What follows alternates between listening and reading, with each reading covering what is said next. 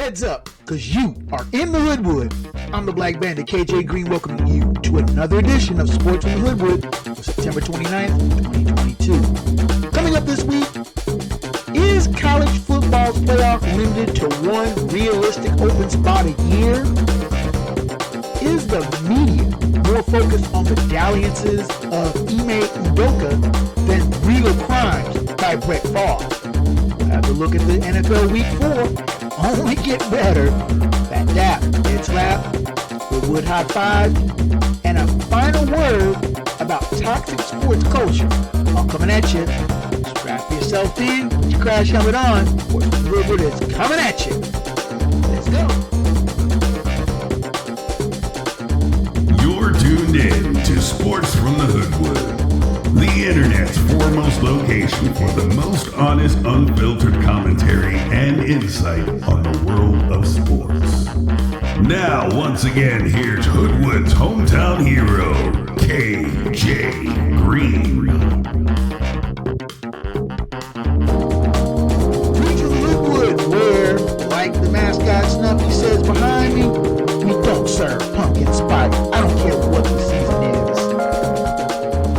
Real coffee in the Cincinnati mug. I'm your man KJ Green, welcoming you back to another edition of Sports from the Hoodwood. Let's get started. Hit the ground running with a look at the college football playoff. 4 teams for now that we've already talked about. They're going to expand to 12, and I like that. I've already made that point well established here in the Hoodwood. But let's keep it on the 100, like the kids say. Is there only one spot available? One. We all know the usual suspects. Georgia, Alabama, and your occasional ACC champ, Clemson, Ohio State. One of them two possibly, if not both. So is there only one spot left? And why is that? Inquiring minds want to know. I mean, I'm not taking anything away from Georgia. They're the defending national champs. They are a good team. No one takes anything away from them. At least I don't for the moment. Though I really loathe to say it right now, Alabama could possibly be the number 2 team. Possibly. Though we could shake it up in the Hoodwood High Five. Foreshadowing, hint, hint, hint. Then you have possibly Clemson. Now, Clemson, Alabama, Georgia have all won national titles within the last 5 years. Then you have possibly Ohio State. Again, nothing wrong with any of those teams individually, but as a collective. Are we really limiting the participation in the CFP already to 4 preordained teams? You have a wild card, an outlier every now and then. Cincinnati went 13-0. They were really hard to ignore because they were the nation's only undefeated team. To leave them out of the playoff would have caused serious credibility to the CFP as being an old boys club. Cincinnati did what they had to do, albeit having to go to Indiana and to Notre Dame and running the table in the American Conference and then beating a good Houston team to win their way into the CFP as a number 4 team. So they got beat by Alabama 27-6. That's not the point. Getting there is the whole thing. What you do once you get on that stage, I think is secondary. But the point is this. Why is Alabama always predetermined to have the number 2 team right out of the gate? Now, Georgia, as the defending national champion, more or less should have a leg up. It's their crown until someone takes it from them. I don't fault them for that at all. Now, you're going to have Georgia and Alabama likely in the SEC title game in Atlanta again come December.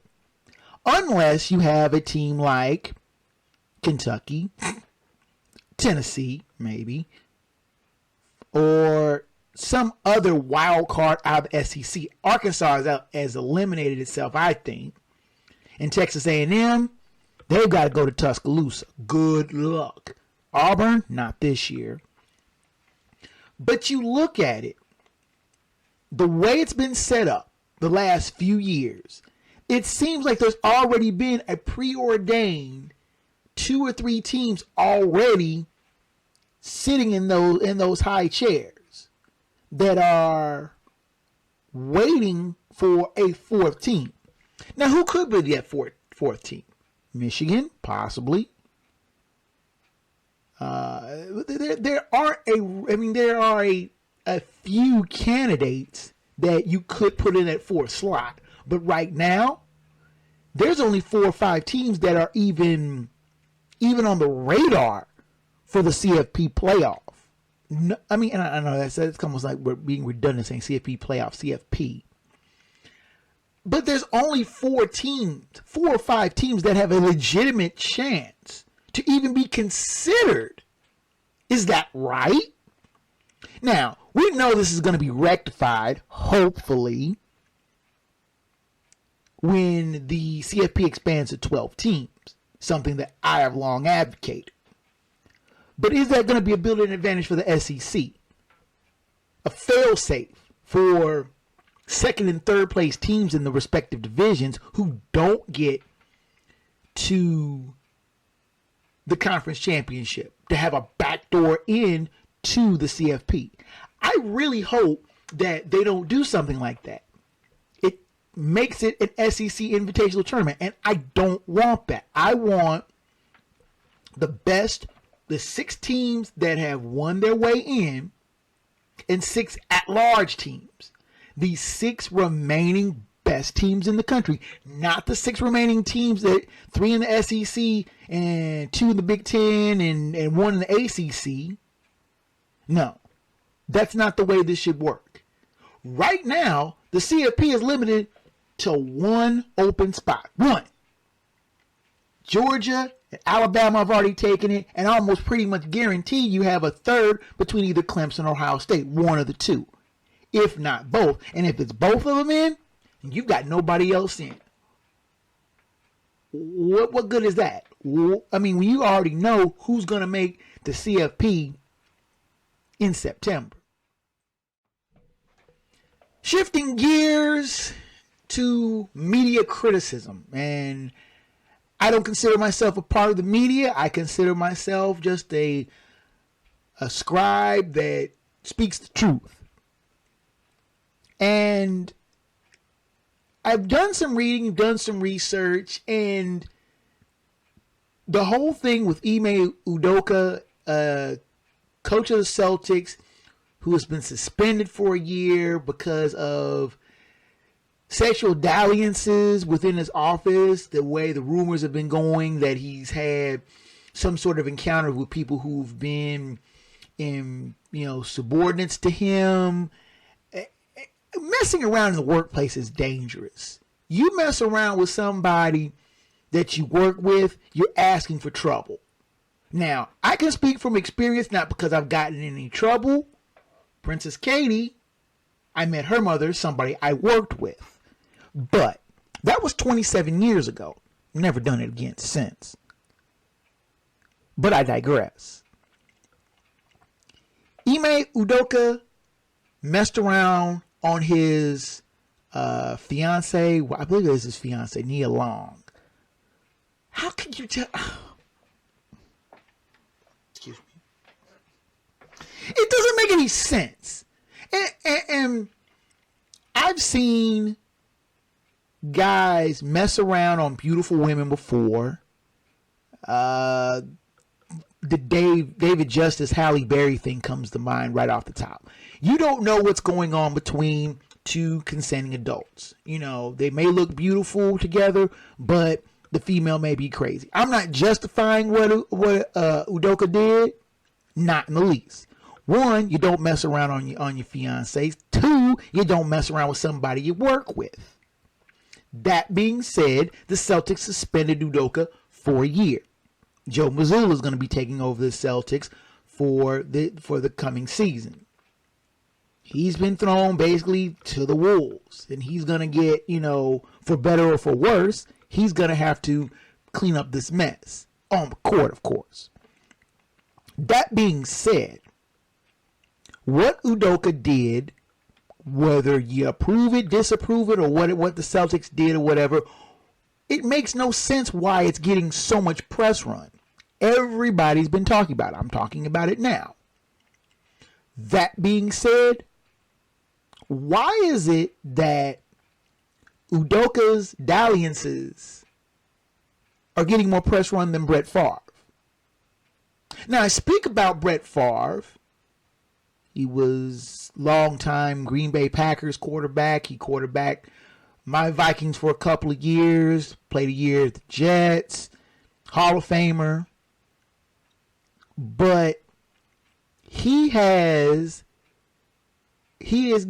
a part of some real crimes. And I'm not talking about some of the stupidity things that he has done,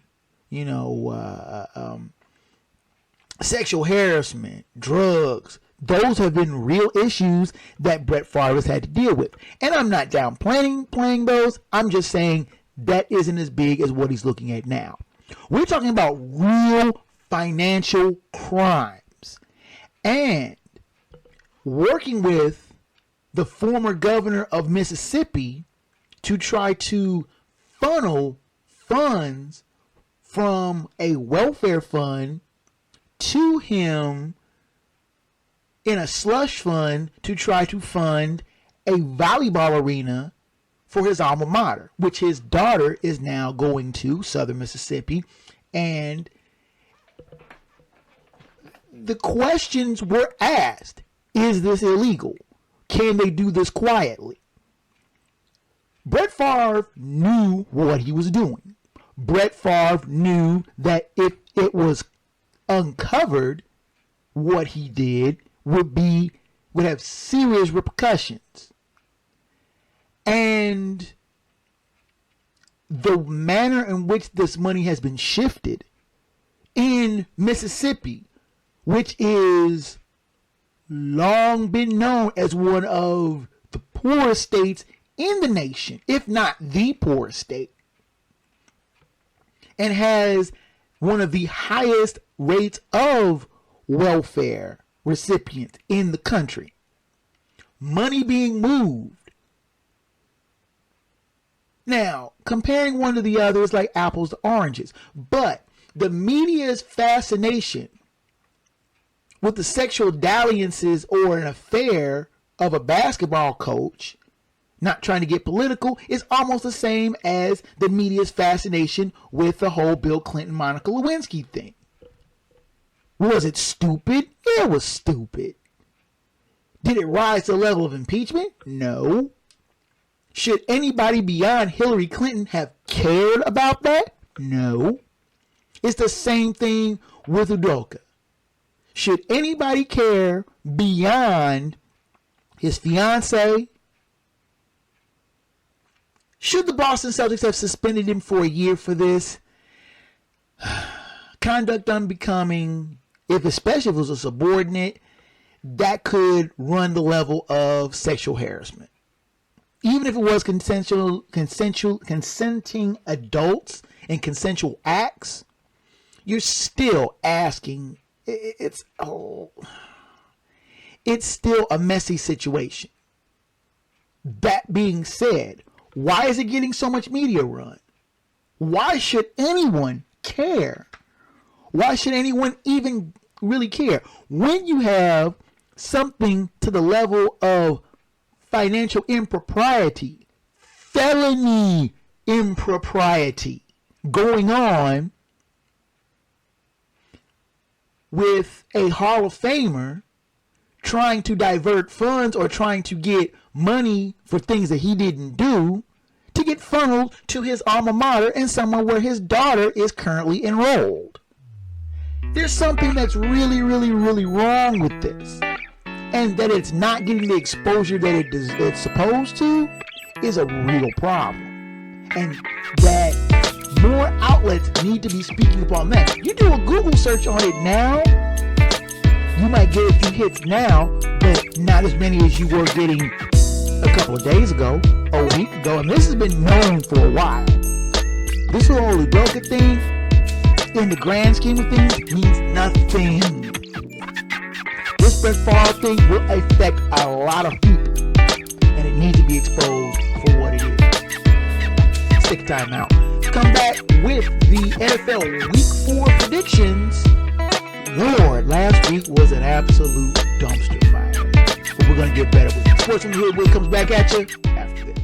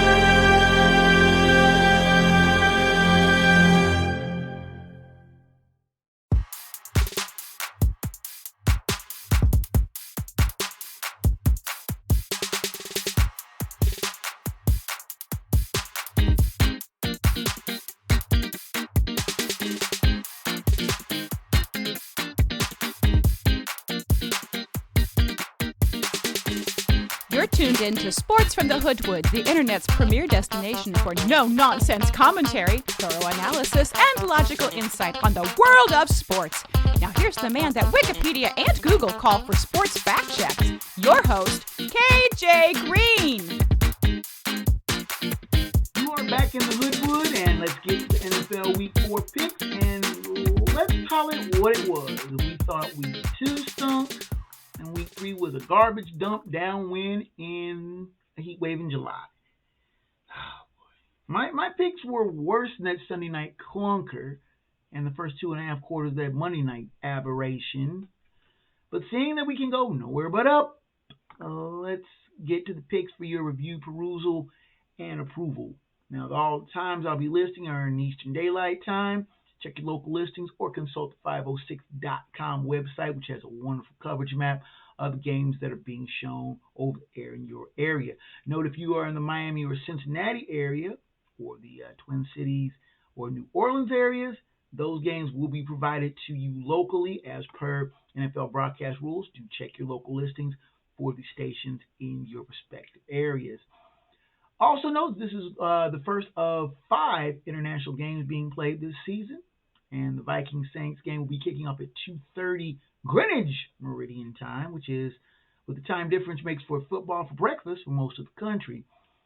Odds, as usual, being provided by ESPN for comparison and entertainment purposes only, and you always bet at your own risk, and with the way these picks have been falling lately, you really are taking your chances. So don't look at me to pay your bookie if you bet the lines and lose. Let's lead off with the Thursday night game, shall we? The Thursday night game is the 3-0 Dolphins taking on the 1-2 Bengals.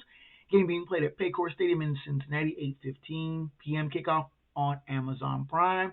The Bengals are 3.5-point favorites. Last week, the Dolphins defeated the Bills 21-19, while the Bengals defeated the Jets 27-12. Now, the Dolphins won a top match in South Beach and now head to the Queen City to face the defending AFC champion Bengals, who look more the part after systematic dismantling of the Jets in Gotham. Now, the Bengals kept Joe Burrow upright. He only took 2 sacks last week, but he will face an aggressive Dolphins defense, and the Bengals will have their hands full dealing with Tua Tagovailoa. He is getting more and more locked into the QB position, and that makes for problems for a Cincinnati defense weakened by the loss of DJ Reader. This will be a tight, entertaining game to be sure, but I think the Bengals will continue to bounce back at home and will escape with a narrow win. The pick here is Cincinnati. Let's move to the Sunday game, shall we? This is a CBS doubleheader week. The first game, though, is on NFL Network as the 2-1 Vikings take on the 1-2 Saints. Game being played at Tottenham Hotspur Stadium, 9:30 a.m. Eastern. Kickoff, again mentioned on NFL Network. The Vikings are 2.5-point favorites. Last week, the Vikings defeated the Lions 28-24, while the Saints lost to the Panthers 22-14. Season's first international game as a pair of teams who are still trying to find their way. Now, the Vikings dawdled most of their game against the Lions before pulling out a dramatic victory. The Saints, on the other hand, looked offensively sluggish and can't keep hoping that their defense can keep bailing them out of games. The Vikings need to get their running game on track, though, which might be tough to do with Dalvin Cook nursing a shoulder injury. Betting on Kirk Cousins is always risky, but betting on Jameis Winston is even riskier. I'm still not convinced that the Vikings can win away from the friendly confines of U.S. Bank Stadium, but I'll take my chances here. The pick here is Minnesota. Now, games back on the mainland. We start with the 2-1 Browns at the 1-2 Falcons. Game being played at Mercedes-Benz Stadium in Atlanta. 1 p.m. kickoff on CBS. The Browns are favored by 1.5 points. Last week, the Browns defeated the Steelers 29-17, while the Falcons defeated the Seahawks 27-23. Both these teams come off of surprising wins. The Browns look effortless in thumping the Steelers, while the Falcons won a back-and-forth game in Seattle. Points should not be a worry, as both teams can readily score. The Browns, the rugged running of Nick Chubb notwithstanding, are very banged up, but I can't trust the Falcons, who are about as inconsistent as the definition will allow. Not like the Browns are a bastion of consistency themselves. This is a coin flip game to be sure. I will go against my better judgment and take the Cleveland Browns. Next game on the docket is the 1-2 Commanders at the 2-1 Cowboys. Game being played at AT&T Stadium in Arlington, Texas. I'm falling over my words here. 1 p.m. kickoff on Fox. Cowboys are 3-point favorites. Last week, the Commanders lost to the Eagles 24-8, while the Cowboys defeated the Giants 23-16. It's old rivalry with a new name.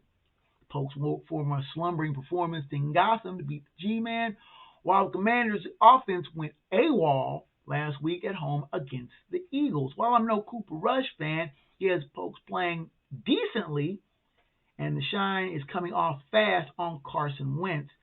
Pokes always look good at home. The pick is Dallas. Next on the docket, we have the 1-2 Seahawks taking on the 1-2 Lions. Game being played at Ford Field in Detroit. 1 p.m. kickoff on Fox. The Lions are 4-point favorites. Last week, the Seahawks lost to the Falcons 27-23, while the Lions lost to the Vikings 28-24. Now, both teams lost very winnable games. I'm not sure which team is really real.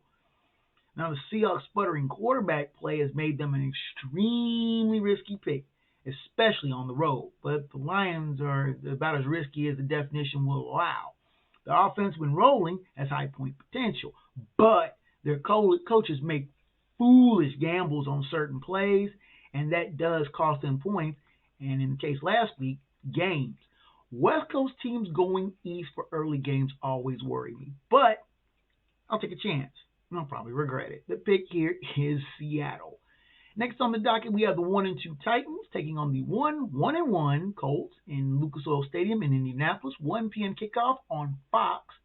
Colts 3.5-point favorites. Last week, the Titans defeated the Raiders 24-22, while the Colts defeated the Chiefs 20-17. Did these teams save their respective seasons with narrow wins over visiting AFC West teams? Possible, but these teams are still playing with an air of desperation as fast as the Jags have gotten away in their division. I still think the Colts' defense is horrid, despite playing much better against a strong Chiefs offense. But I think the Titans' run offense should be enough to get them the win. The pick here is Tennessee. Next on the docket, we have the 2-1 Bears at the 2-1 Giants. Game being played at MetLife Stadium in East Rutherford, New Jersey. 1 p.m. kickoff on Fox. The Giants are 3-point favorites. Last week, the Bears defeated the Titans 23-20, while the Giants lost to the Cowboys 23-16. The Bears get no, and I mean no, style points for their grinding offense, but it's near them a pair of home wins. And they travel to Gotham to face the Giant squad to show they were not ready for prime time in an ugly loss to the Cowboys. Now, the Bears will lean heavily on their run game to control the clock, but the G-men have an effective run game to boot. And, though I loathe to say it, better passer than Daniel Jones. Ugh. Saying Daniel Jones is a better passer is a stretch to say the very least. But Danny Dimes and Saquon Barkley will do just enough to get the G-men a narrow win to pick here the New York Giants. Next on the docket, we have the 2-1 Jaguars taking on the 3-0 Eagles at Lincoln Financial Field in Philadelphia. 1 p.m. kickoff on CBS. The Eagles are 6.5-point favorites. Last week, the Jaguars defeated the Chargers 38-10, while the Eagles defeated the Commanders 23-8. The Jags are raising eyebrows everywhere with a pair of surprising wins, the most recent a stunning rout of the Chargers in L.A. Now, the Eagles are right where most pundits thought they would be, 3-0, and Jalen Hurts playing at an MVP level. Now, the Jags have been impressive to be sure, but I think the two wins were against weak competition. Now, the Eagles at home are not a team to trifle with. They are a complete team, and the Jags are still trying to get to that level. I'm making Philadelphia my lock of the week. Next on the docket, we have the 1-2 Jets at the 1-2 Steelers. Game being played at Crosier Stadium in Pittsburgh.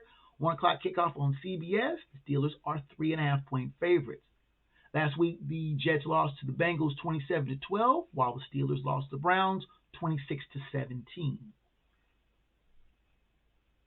Now, as expected, the Jets got one good game out of Joe Flacco. And that was against Cleveland 2 weeks ago, though. He returned to his usual erratic form against the Bengals, and Robert Saleh couldn't get Zach Wilson back into the starting lineup fast enough. That all said, it's not the time to face a rested, annoyed Steelers team that got throttled by the Browns. I think the Steelers QB question marks and all bounce back home to get the win. The pick is Pittsburgh. Next on the docket, we have the 2-1 Bills taking on the 2-1 Ravens at M&T Bank Stadium in Baltimore. 1 p.m. kickoff on CBS. The Bills are 3-point favorites. Last week, the Bills lost to the Dolphins 21-19, while the Ravens defeated the Patriots 36-24.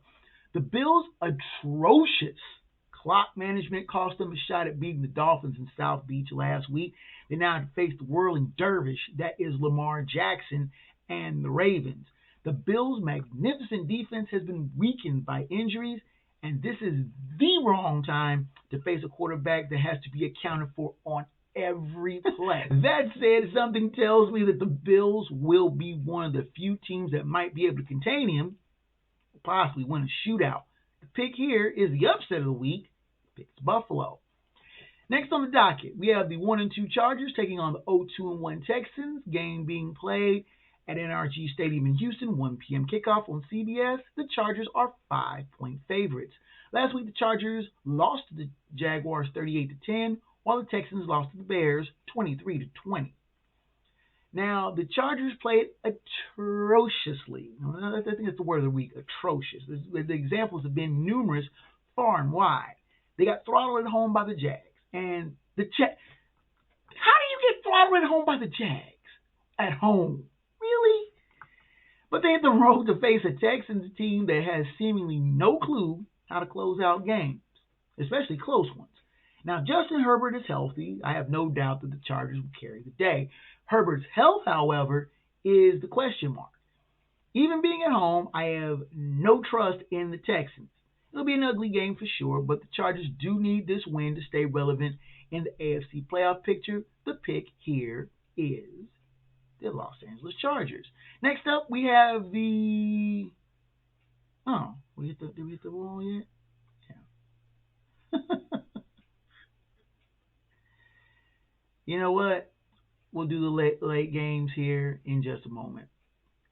This is Sports from the Hoodwood.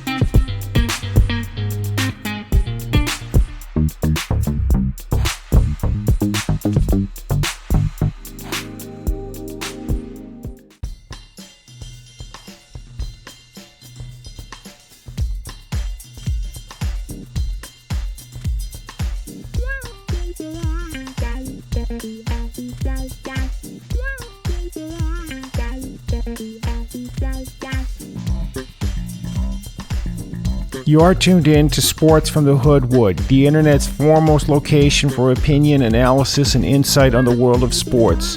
Here now is the man banned from sports trivia contests in 38 states and 4 Canadian provinces, and not to mention Guam. Your host, KJ Green. Seeing that I ran way too enthusiastic over my picks, I did all the early games all in one bunch, which saves me a shorter segment for the late games. Let's start with the 1-2 Cardinals at the 1-2 Panthers, game being played at Bank of America Stadium in Charlotte, 4:05 kickoff on Fox. The Panthers are 1.5-point favorites. Last week, the Cardinals lost to the Rams 20-12, while the Panthers defeated the Saints 22-14. And this is a pair of teams that are hard to figure out. Meeting up, depending on which team shows up, it could mean the difference between a shootout, a blowout either way, or an airfield snooze fest. I don't know why I keep giving Baker Mayfield the benefit of the doubt. Yeah, he has underused Christian McCaffrey in his backfield. That's why I'm doing that. I think he'll be the critical difference in what I think is really a coin flip game. Pick here is Carolina. Next on the docket, we have the 1-2 Patriots at the 2-1 Packers, game being played at Lambeau Field in Green Bay, 4:25 kickoff on CBS. The Packers are 9.5-point favorites. Last week, the Patriots lost to the Ravens 36-24, while the Packers defeated the Buccaneers 14-12. Now, the Packers won an ugly game in Tampa and hit home to face a struggling Phat squad that is getting harder and harder to figure out. The Aarons, Rodgers and Jones respectively, are an effective 1-2 punch, and playing at home never hurts. Now, the learning curve for Mac Jones is getting steeper and steeper by the week, and the the Pats are suffering because of it. Pick here is Green Bay. Next on the docket, we have the 2-1 Broncos taking on the 0-3 Raiders, game being played at Allegiant Stadium in Las Vegas, 4:25 kickoff on CBS. The Raiders are 2.5-point favorites. Last week, the Broncos defeated the 49ers 11-10. 11-10, that's some score. And the Raiders lost to the Titans 24-22. Now, they didn't transpose Rocky's giant slugfest score at Coors Field for the Sunday night score. The Broncos have to be the worst 2-1 team in NFL. The worst. And to think that they are Nathaniel Hackett brain fart from being 3-0 boggles the mind. Josh McDaniel and the Raiders are turning out just to be the train wreck I thought they would. Josh McDaniel is fast proving again how he can waste talent and is an absolutely clueless coach and has the title right now of the stupidest coach in the NFL. Is this a game anyone can win? People, anybody? Bueller? I don't know. My instincts tell me otherwise, but I hope that Derek Carr can finally put the pieces together and get a win over a Broncos team that is doing it with mirrors. The pick is Las Vegas. Now, the Sunday night game with the 2-1 Chiefs, the 2-1 Buccaneers is still up in the air. They may play this game at Raymond James Stadium in Tampa. They may play it in US Bank Stadium in Minneapolis. We don't know. They still are determined at the time of this taping. So do check your local listings of where they're playing at. And if you look and say, wait a minute, that's a Viking stadium. Why are they playing there? It's because of Hurricane Ian. Either way, the game's being played at 8:20 on NBC, and the Chiefs are favored by a point. Last week, Chiefs lost to the Colts 20-17, while the Buccaneers lost to the Packers 14-12. Now, considering the factors that the devastation of Hurricane Ian has left makes this an even tougher game to call. The Bucs' offense is sputtering badly, but the defense, which has only given up 25 points total in 3 games, has won them 2 out of those 3 games this season. Now, the Chiefs look badly out of sorts in a puzzling loss to the weakening Colts. Now, the question basically is, can Patrick Mahomes solve Bucs defense? Brady and company don't need many points to win games, but I'll go against better judgment and take the road team, especially if this game is on the road in Minneapolis. I think that neutralizes Tampa's home field advantage. The pick is Kansas City. Oh, man. Monday night game is the 2-1 Rams at the 2-1 49ers. Game being played at Levi Stadium in Santa Clara, California. 8:15 kickoff on ABC and ESPN. The 49ers are favored by 1.5 points. Last week, the Rams defeated the Cards 20-12, while the 49ers lost to the Broncos 11-10. Now, the Niners lost a hideously ugly game to the Broncos, now have to face a Rams team that is recovering nicely from their opening night debacle loss. While Jimmy G has the offensive brains, he still has trouble with solid defensive units like the Rams possess. Though I think, the game is at home, I think the Niners still will struggle. The pick here of the Los Angeles Rams. And there you have it. Last week, I was 7-9 with my lock and upset both incorrect. Overall, 24-23-1, 22 in locks and 2-1 on the upsets. Usually the other way around. But I'll endeavor to do better. And we will take a timeout, come back with the Hoodwood Hot 5, Back Dab Head Slap, and the final word from the Wood. Sports from the Hoodwood heads down the home stretch after this.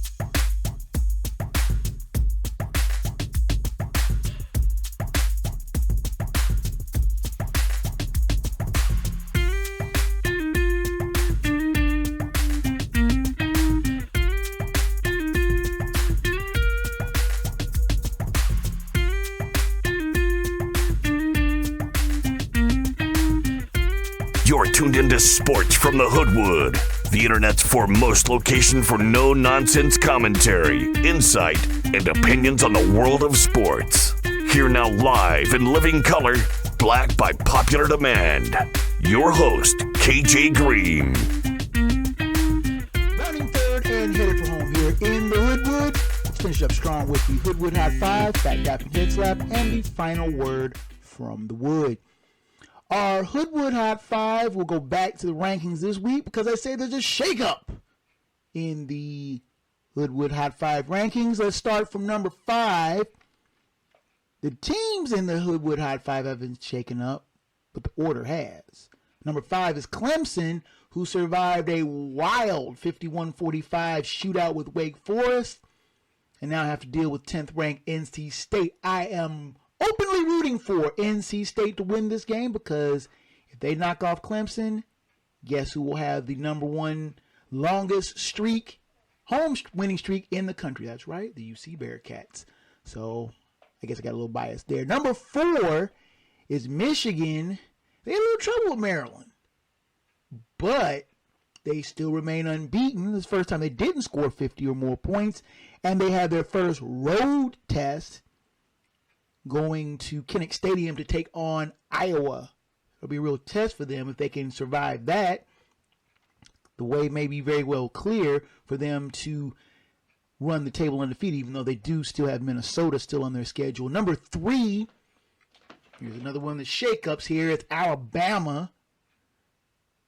Alabama's been playing patty cake with teams for so long. Have they played a good team? They played one good team on the road, Texas, and nearly got beat. Now they go into conference and they go to Arkansas. Not an easy place to play, even though Arkansas has taken a loss. But Alabama had better watch out. Better take care, or they might get it. Finally, the number 2 team, it is Georgia. Now you say, why do I move a team down when they won? They played Kent State and struggled. Kent State, really? You can only beat Kent State by just that much? Come on, no. You get moved down. The number 1 team, as much as I loathe to give them any kind of dap, the Ohio State University. Their evisceration of Wisconsin bordered on criminal. Now, Ohio State hasn't left the friendly confines of Ohio Stadium yet. They will have another patty cake team again to beat up on in Rutgers. But right now, they're winning games convincingly, though they have yet to have a road test. But right now, they're the number 1 team in the Hoodwood Hot 5.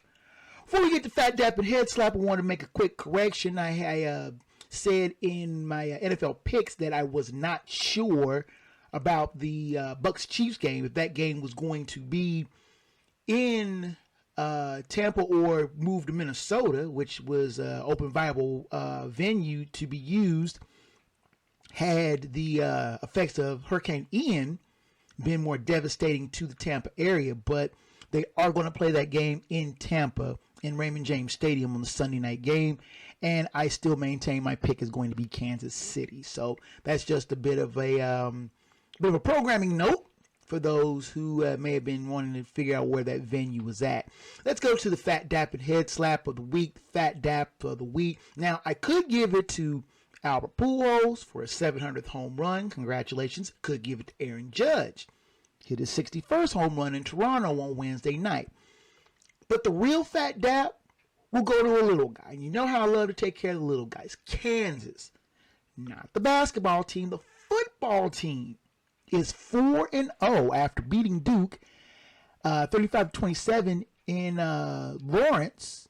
And that matchup would have been titanic if it was in hoops. Kansas and Duke, two heavyweights. But in football, their programs are also rans. And to see both of them teams, and Duke came into the game 3-0 themselves, but Kansas managed to squeak out a victory, and they're unbeaten. Now, how long this can keep up? They still got to play Texas, even though they beat Texas last year. But they still have some of the big boys in the Big 12 to deal with.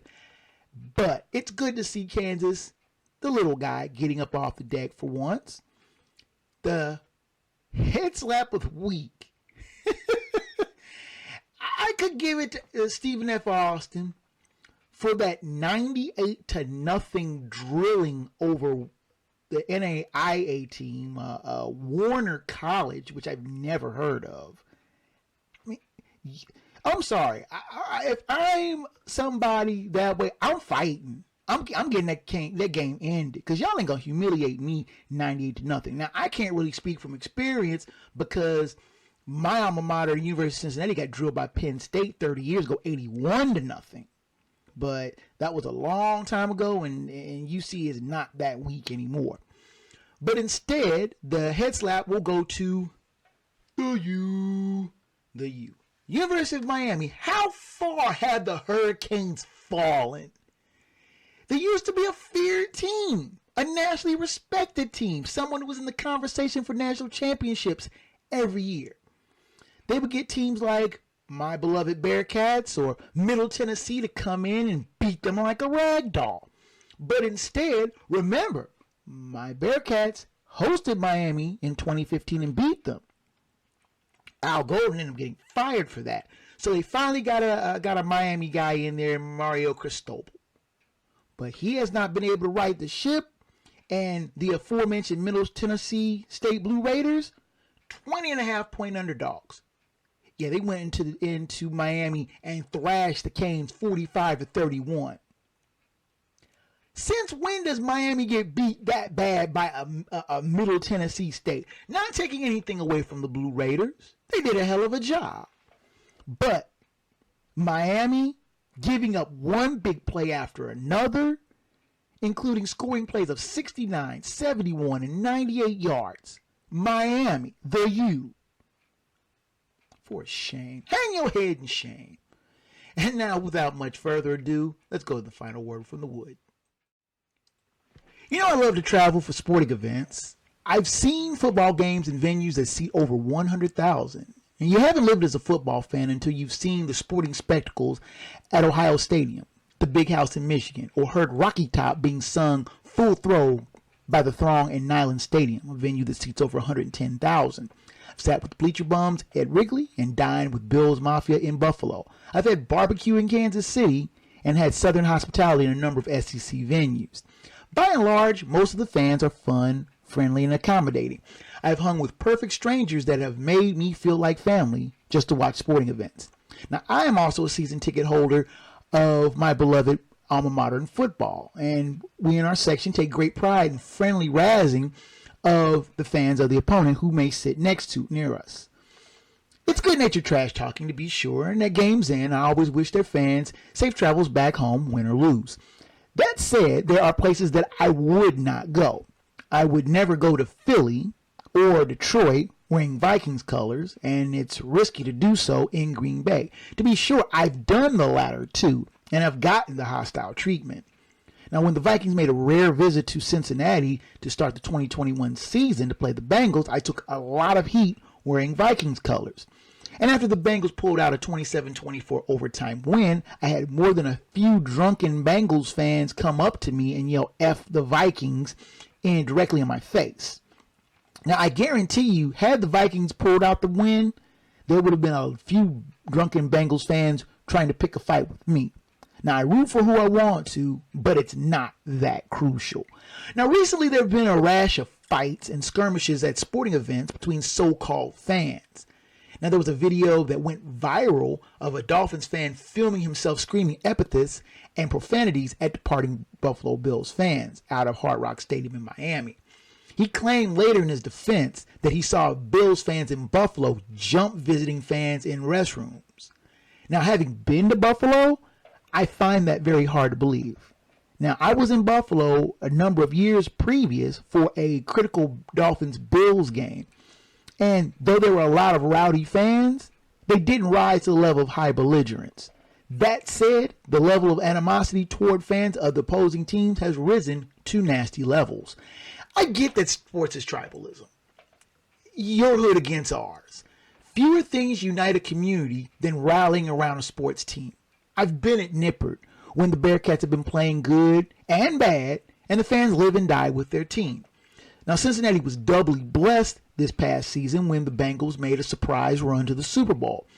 When the Bengals notched their first playoff win in over 30 years, I saw people visibly weeping in joy.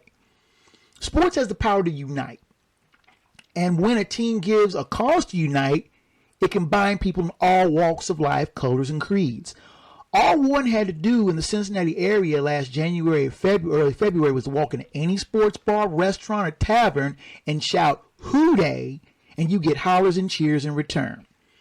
Now, that said, that tribalism can get ugly, and fandom, while the lifeblood of any sport, can go overboard. The rise of social media and the chance to go viral has risen this to almost a toxic level. And people are out to prove that they are not only a fan, but that they are super fans, dedicated to the cause. Now, fan is short for fanatic, and there are too many of that are defining fanatic. That in itself is scary and depressing. It's the toxic, over-the-top fan that ruins the atmosphere of sporting venues and sporting events. It's those so-called fans like that we need to keep a watch out for and vigilance against. In this day and age, sports is supposed to be the great escape, the great uniter over the news of the day. A way to relax and bond, not to be toxic and regrettable. We need to do better. And that is the final word from the Wood.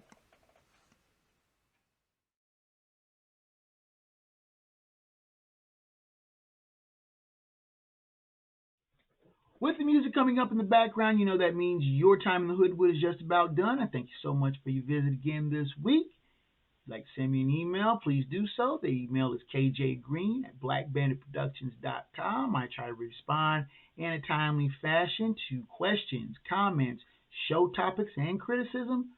Try to get back to you as quickly and expeditiously as possible. The show airs weekly on a variety of podcast and video platforms, which include YouTube, Spotify, iTunes, Amazon Music. My goodness, I'm pretty much everywhere. So check your podcast listings for the time it's going to be shown in your area. If your podcast provider doesn't have it, demands Hoodwood. Try to get it to you as quickly as possible. I am also on Facebook, Black Bandit Productions and Enterprises. The show video version shows there, as well as YouTube. Twitter. I'm on Twitter, of course, KJGreen20, Black Bandit Productions Enterprises, and the tweet is back. Thanks, as always, Raise Pictures for their executive production. The staff here at Black Bandit Productions, which includes Snuffy and Benny in the background. We try to keep fighting all the time. I am KJ Green. Thank you so much for your time in the Hoodwood. And until next time, fellow sports fans. Sports from the Hoodwood is a Black Bandit Productions and Enterprises presentation of a 551 audio and films production.